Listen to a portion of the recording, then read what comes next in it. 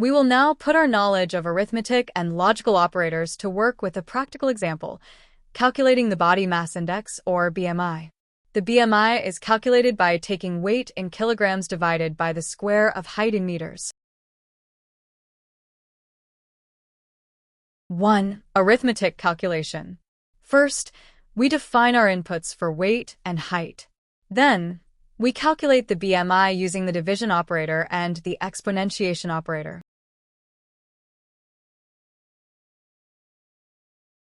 2. Logical classification.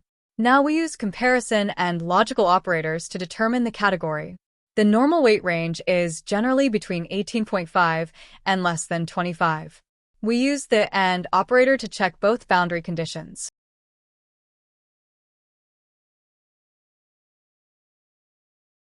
We can similarly check for other categories, like if the person is underweight, which uses the less than operator.